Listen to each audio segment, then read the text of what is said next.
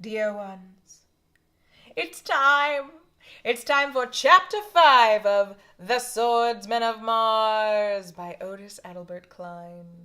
Have you been enjoying yourself so far? I have. I've got my cuppa, and I've got my paperback. Chapter 5.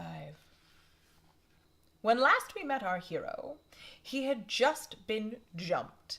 He had fallen from the sky, he had been almost eaten by dinosaurs or something like them in a marsh, he'd been saved by a hot girl and a bear, lion, platypus animal that was smart enough to carry weapons, and when he thought he was safe, he got jumped by some strangers.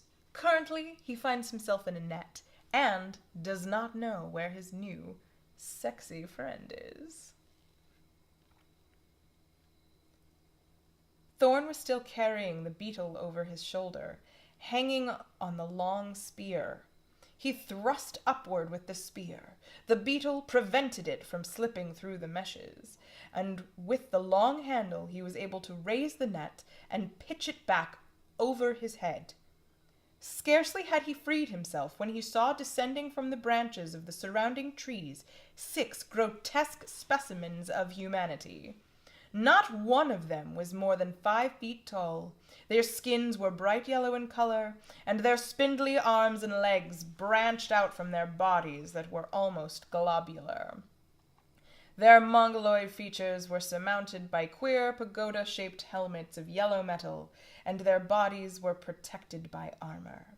I would like to pause here and say that isn't it great reading 20th century pulp fiction because it uses phrases that are extremely problematic to Americans and to human beings in the modern world. Do excuse me for saying that. It is in the writing. This is a great time to talk about that. Also to spark some discussion. Mention it in the comments. As they converged on him, shouting wildly, they brandished long, slightly curved swords with blunt ends, small oval guards, and hilts long enough to be grasped in both hands. Thorn ran his nearest foe through with a long spear, which still held the carcass of the Anuba beetle. The barbed point stuck, leaving him weaponless for the instant. Then he leaped forward, seized the sword dropped by his fallen enemy, and came on guard in time to meet the attack of the next. Swiftly parrying a lightning cut at his legs, which would instantly have laid him at the mercy of his attackers, he countered with a sudden moulinet which sheared down through the left shoulder of his second adversary, inflicting a mortal wound. The 4 that remained seemed taken aback by this display of the Earthman's swordplay, and now approached him more warily. They were closing in on him from all sides when Tezu gave up his attempts to tear down the door of the hut and suddenly rushed to Thorn's assistance. A leap, a crunch of those powerful jaws, and one foeman fell with his head crushed.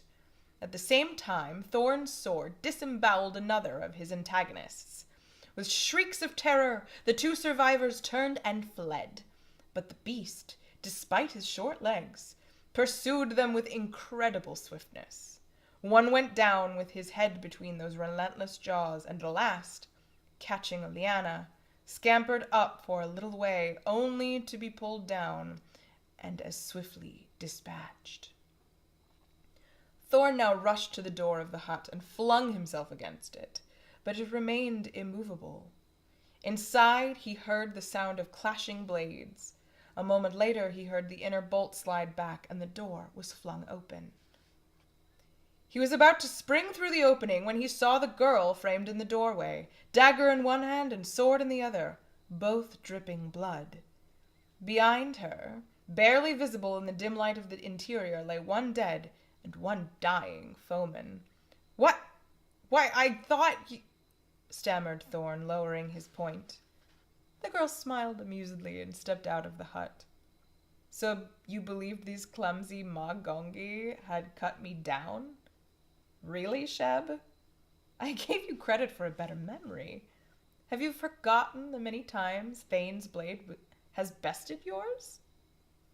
So her name is Thane, mused Thorn. Aloud, he said, "Your demonstration has been most convincing, yet I have not lost my ambition to improve my swordsmanship, and I should be grateful for further instruction."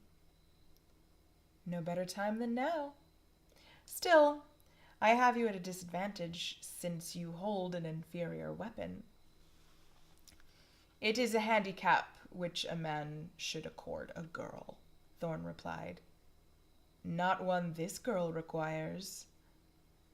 She sheathed her dagger and extended her blade. Thorn engaged it with his captured weapon, which, though more heavy and clumsy, was somewhat similar to a saber.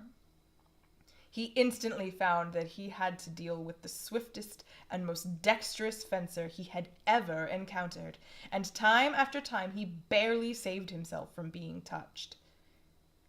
"It seems your stay at the military school has improved your swordsmanship," said the girl, cutting, thrusting, and parrying easily, almost effortlessly.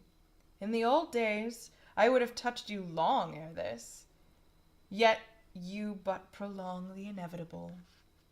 "The inevitable," replied Thorn, "is sometimes perceptible only by deity. For instance, this," beating sharply at her blade, then catching it on his with a rotary motion, "has often been known to end a conflict." Wrenched from her grasp by his impetuous attack, her sword went spinning into the undergrowth. Instead of taking her defeat badly, Thane actually beamed. "You have developed into a real swordsman, old comrade. I'm so glad I could almost kiss you." "That," Thorn answered, recovering her weapon for her, "is a reward which should fire any man to supreme endeavor. It is evident that you have mastered courtly speech as well as fencing. Now I will prepare your favorite dish for you." She called the brute. "Here, Tezu," indicating the bodies. "Take these away." Thorn marveled at its intelligence when it instantly took up one of the corpses. "Smart beast, that," he said. "He is the most intelligent of all my father's dolphs. That's why I always take him with me when I hunt." While Tezu carried the bodies away and dropped them into the stream, Thane took her mace and chopped off the two thick hind legs of the beetle. From these she lopped the thighs, and splitting the shells open, extracted 2 cylinders of white meat. With her dagger, she sliced these into small round steaks, piling them neatly on a broad leaf, then carried them into the hut. Thorn followed her in. "May I help?" "I'd like some water," she replied. "Fill the big jar, please." She indicated a large square jar which stood behind the mud fireplace over which she now bent, placing faggots on the small heap of charcoal. Thorn picked up the jar, and from its great weight was convinced that it was gold. He also noticed that the figures on the sides were of exquisite workmanship.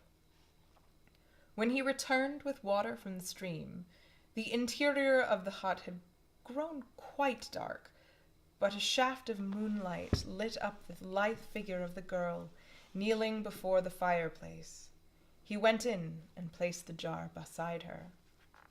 Having arranged the faggots to her satisfaction, she took a small bottle of sparkling powder from a pouch attached to her belt and emptied a few grains on the wood. Then, dipping a cup into the jar, she poured part of its contents on the powder. Thorn was amazed to see the powder and the surrounding wood, wherever the water had touched it, burst into instant flame.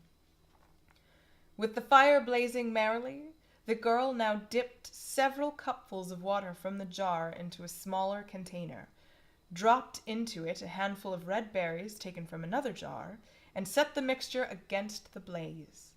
Then she arranged the steaks she had cut on a grill made of crossed metal rods. Tezu came in, his immense mouth full of faggots, which he dropped beside her. Then he touched her elbow with his nose. She turned and patted his head. "Good boy. Bring more." Obediently the beast turned and trotted out into the moonlight. By the time the steaks were broiled, Tezu had brought in a considerable quantity of wood. After removing her broiler, Thane threw more fuel on the coals. From the vessel into which she had put the red berries, she now filled 2 cubical golden cups with steaming pink liquid. Then, using a wide leaf for a platter, she piled it high with the grilled steaks, set 2 other bits of leaf on the floor for plates. "Come, Sheb, the banquet is ready for the victors." Thorn sat opposite her and took the steaming cup from her hand. He had guessed that the beverage it contained was polcho, and a sip confirmed this. Then came the realization that the time had arrived for him to simulate a liking for his favorite dish. "It is a banquet fit for a mighty conqueror," he said, reaching for one of the grilled steaks. He bit out a portion and instantly recognized the flavor. It was the same as that of the broiled food which had been served him for his first breakfast on Mars. He had noted a swift, curious glance on the part of Thane, when she had seen him take up his steak with his hand. Now he saw that she used her dagger as a fork to convey the slice to her leaf plate, and then she cut off a small piece which she raised to her mouth with her fingers. Obviously, he had made a Martian social error. Suddenly the girl leaned forward. "Just who are you masquerading as Sheb Takor?" For a moment, Thorn was speechless with surprise. Then he replied, "Ever since I met you, I have been wanting to tell you, but the consideration of duty restrained me." "A duty?" "Yes. 2 friends who helped me. And now? Am I not another friend who has helped you? Decidedly, yet I wonder if you will believe me. I can scarcely believe it myself that I am here." "Don't be too sure that I would not believe. I know. You are Harry Thorn, and you were born on the planet Dugong, which we call Earth." "How did you know that?" "Borgin told me that what he was going to do," she replied. "I did not believe it possible, but now I know. You are so different, and you do not understand some of our Martian customs. For instance, my manner of eating. Pray tell me where I erred. Having a dagger, you would have waited for me to take the first morsel," she said. "Lacking it, you would wait for me to hand you mine, then use it as I used it. I have been a bore." "Not at all. One cannot be expected to know the customs of a new world without some instruction." When both had eaten all they wanted, the remainder was tossed to the waiting Dolph. Then the girl rose, closed and bolted the door, and selected 2 large furs from a pile against the wall, gave one to the Earthman, and spread the other on the floor beside the fire. "It is time for sleep," she said. Then, without another word, she lay down on the fur and, drawing its folds about her, closed her eyes. As he spread his fur and rolled himself therein, he again mentally compared his former fiancée to the girl who slept calmly there beside him, and the comparison was overwhelmingly favorable to Thane. What will become of them now that they are well fed and not in the middle of a disaster? Join us next time for Chapter 6 of The Swordsman of Mars.